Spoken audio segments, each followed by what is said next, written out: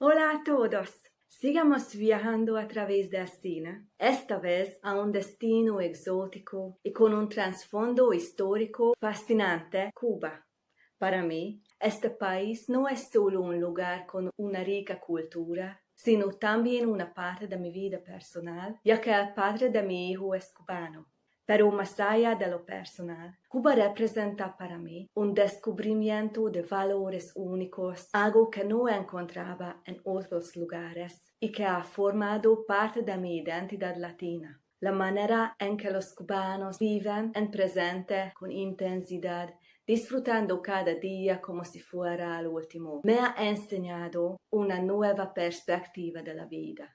En honor al Día Internacional de la Felicidad y al Día de la Libertad Artística, el 20 de marzo, hoy quiero hablar de una película que nos muestra ambos temas a través de la vida de Ernest Hemingway en Cuba. La película y la vida de Hemingway en Cuba.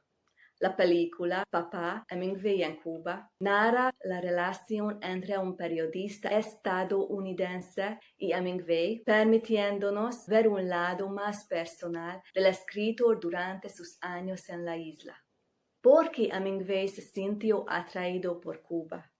Cuba fue su propio paraíso, un lugar donde encontró la paz que no tenía en Estados Unidos. En su Finca Vigía, cerca de La Habana, encontró la libertad artística que siempre buscó. Escribió ahí una de sus novelas más icónicas, El viejo y el mar, inspirada en un pescador cubano que vivió más de 100 años.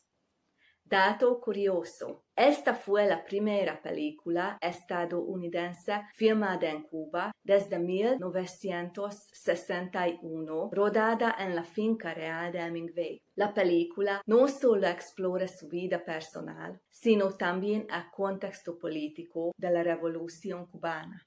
Felicidad y libertad artística. Porque Hemingway amaba Cuba. A pesar de sus batallas contra la depresión, Cuba fue el lugar donde Hemingway se sintió más libre. ¿Qué lo hacía feliz en Cuba? La conexión con la gente, la calidez y la energía de los cubanos lo hicieron sentir en casa. Cercanía con la naturaleza, el mar, la pesca y la tranquilidad le proporcionaban un refugio. La libertad de crear. En Cuba podía escribir sin sentir la presión del mundo exterior, porque no pudo encontrar la felicidad plena. Los traumas de la guerra lo marcaron profundamente. La depresión y el suicidio de su padre lo persiguieron toda su vida. Su estilo de vida autodestructivo con el alcohol y la soledad lo alejaron de la felicidad. Una de las lecciones de la película: si no te valoras a ti mismo, los demás tampoco lo harán. El trasfondo histórico. ¿Por qué se nota que es una película estadounidense? Uno de los enfoques de la película es la Revolución cubana, pero desde una perspectiva americana. Se retrata a Fidel Castro como un líder terrorista que libró una guerra para tomar el poder. Se muestra el uso de chantajes políticos con videos sexuales, un método característico de la política estadounidense, pero poco realista en Cuba de esa época. La realidad es más compleja. Antes de la Revolución de 1959, Cuba tenía un gobierno alineado con Estados Unidos, pero la población sufría pobreza extrema. En 1961, Fidel Castro cortó relaciones con Estados Unidos porque el país quería que Cuba se convirtiera en un estado americano. El embargo estadounidense ha limitado la economía cubana desde entonces, pero los cubanos siguen valorando su independencia. Dato interesante. Desde 1961, ninguna producción de Hollywood había sido filmada en Cuba, pero esta película recibió un permiso especial, posiblemente con fines turísticos.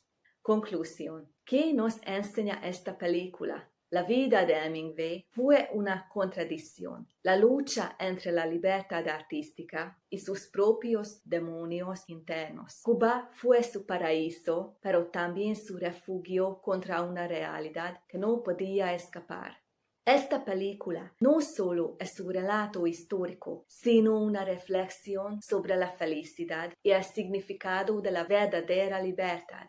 ¿Qué opinas de Hemingway y su conexión con Cuba? Déjamelo en los comentarios. Suscríbete para más análisis de cine con profundidad y significado. Nos vemos el próximo miércoles. Hasta pronto.